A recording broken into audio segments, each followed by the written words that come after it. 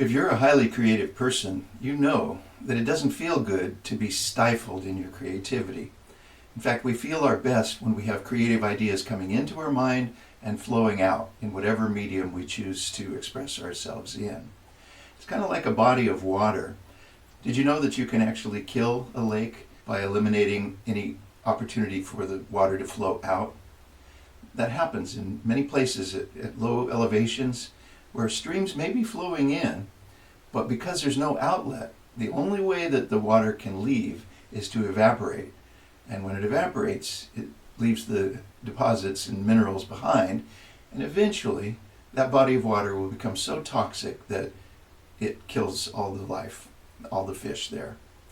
Now, if we could just go and find a way to open it up and allow the water to flow back out again, then that lake would come back to life. And so it's that way for creative individuals. If you have ideas coming in and nothing coming out, you need to find a creative outlet. Now, once you do, now we may start to worry that maybe we don't have enough information coming in. Let's just take a moment and talk about both of those things. First of all, we'll talk about the creative outlet. YouTube is one of many platforms today that allows content creators to produce information and share it with the world. It's an amazing opportunity for creative people. It's not the only one. And if you have another way that you like to express yourself creatively, then by all means, apply the information we're talking about now to that. But the first idea here is to eliminate the dam or the block that prevents the creative flow. And we might first of all have to identify what that is. Could it be that our environment is toxic? Maybe we're under too much anxiety, and even though we want to create, we just don't feel like it. So that's one of the questions that we might ask ourselves. But one of the ways that creative people have found to do that is to build into their routines things that refresh them and revitalize them. The author Julia Cameron, who wrote the book The Artist's Way, recommends that creative people take themselves on solo dates. Now, why solo dates? Well, it's fun to go with other people, but sometimes the highly creative person just needs to go and refresh themselves and not worry about taking somebody else along, possibly somebody else who won't enjoy exactly the same thing. So if you're creative and you're feeling blocked now, try that. Try making time in your weekly schedule to take yourself out to do something that you find rejuvenating, that you find personally refreshing, and see if that doesn't open up the opportunity for creativity to flow through you. Now, once we get to the point where creativity can flow out of us freely, now we might have the other problem. Like, what do we do to stay filled up with fresh ideas?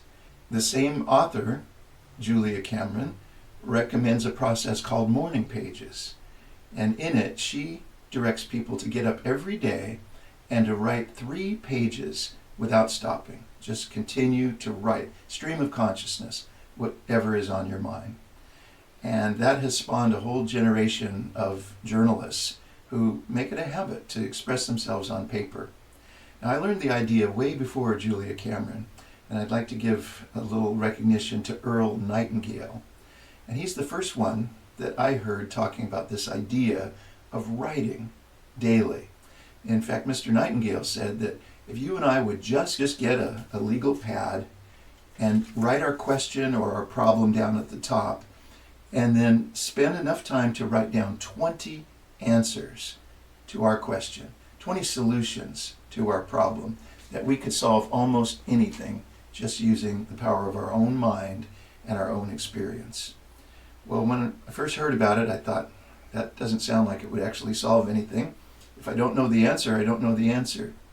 But you know, Earl Nightingale was right.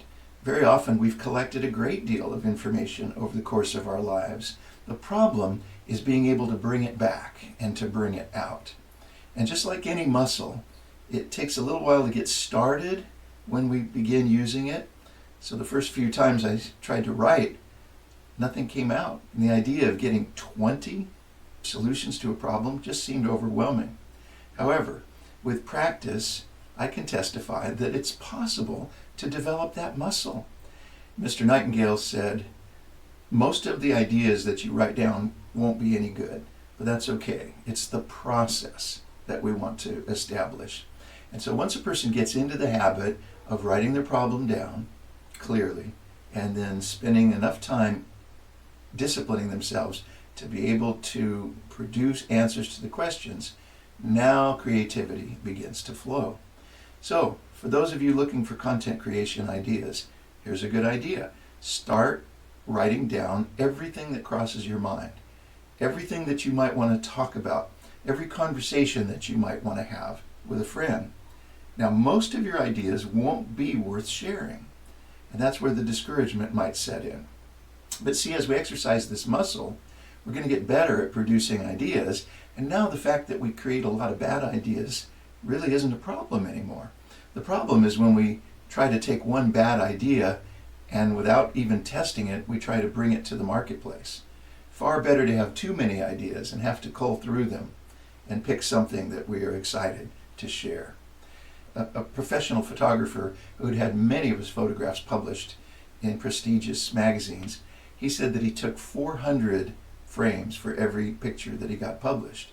At the time I thought that was a lot, but looking back on it, most people that take 400 frames never have even one picture published. And so the idea here was that a large quantity of effort was necessary to produce the very few gems that would be worth sharing. And the same thing is true with these creative ideas. So spend your time taking in information, thinking about it, and then discipline yourself to begin writing every day all the ideas that come to you. And then go back through and pick a few. Pick the ones that you're most excited to share with your audience. And then do your best to bring those to the marketplace in a way that other people will enjoy.